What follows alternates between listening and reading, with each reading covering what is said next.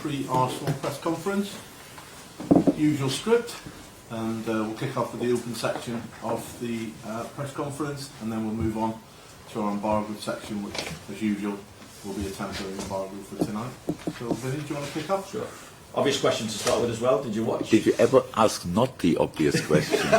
Is the question. It's just part of the job, isn't it? People generally know what we're going to come at you with. Yeah, good.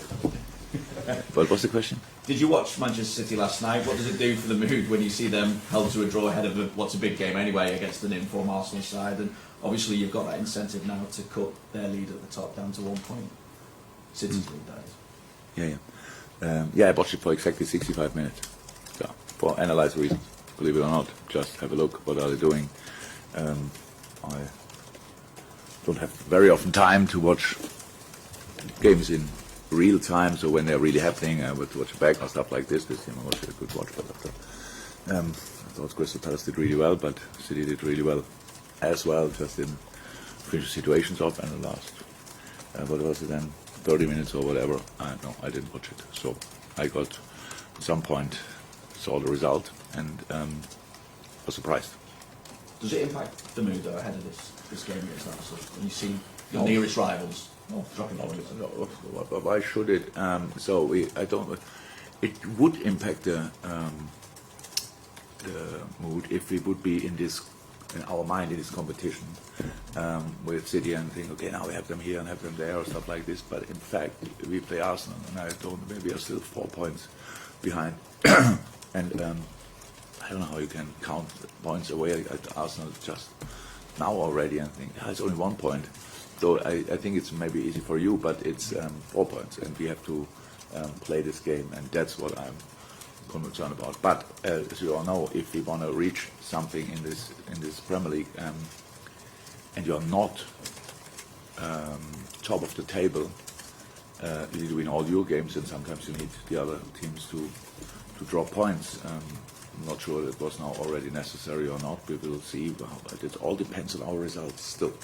And that's why we think about them and not the others. What's the latest then on Mo Salah's injury, and will he be fit to be part of things tomorrow? Looks like Mo is a tough cookie, and he was only a little bit capsular, so we were quite happy and lucky with it, and was swollen, painful. Yesterday a little less swollen, less painful. Now I got a message only before the press conference that Mo is ready to train, and we will see how that looks.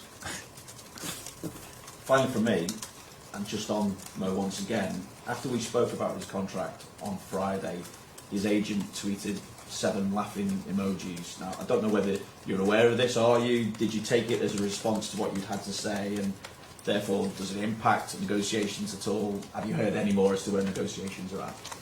I'm not on Twitter, another good reason for that. But Feynman is in a good mood, but you said in the beginning I spoke about that. And actually, I shouldn't have. I don't think I said anything. It was like it is, but you got me in the trap or whatever. All of a sudden I created headline. The last thing I want to do in press conference is create headlines. And again, you just asked the question and I gave such a long answer. And yeah, no, but it's all fine. And I don't know about any kind of reactions and stuff like this. But that's not what I'm concerned about. It's just, I think that it's how it should be in a moment. The indecisive parties are in contact and the rest we will see. Hi Jurgen. 8 Premier League wins in a row. You've only conceded 2 goals in that time. How strong do you feel you are defensively, and how important is that for your title hopes? It's the basis for everything. Whatever you want to achieve in football life is based on defensive discipline, on the attitude the team puts in, because you only can win whatever if you are consistent. If you want to be consistent, you have to defend with all you have, and everybody has to be involved in that and all these kinds of things. Otherwise, it's not possible. So I consider myself as a positive person, but with our football games, I'm quite critical, to be honest. I always think we could have done here better, and it's true. We anyway can do better everywhere. But when someone tells me we've conceded 2 in the last 8 or whatever, then I think immediately, okay, what was the mistake when we conceded these 2 goals? So it's still possible, and I know how good Arsenal is in the moment, and we shouldn't think about the defensive record we had. We should think about the defensive record for this game and to defend them. We have to be really in a really good moment, because they are obviously they won as well a lot of games. I'm not sure 5 at least, if not more. They are much more rested than we are. Obviously, we are in a very intense period. I heard now that we played, since we met last time, 12 games. They played 6. Oops.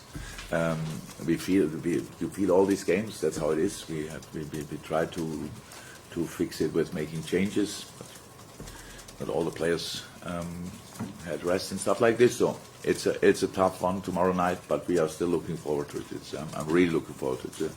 Mikkel is doing obviously an incredible job there, and you can really see week by week, month by month, the development they are doing together, and that's really impressive. And so, yeah, we have to be ready, but I sense we will be ready.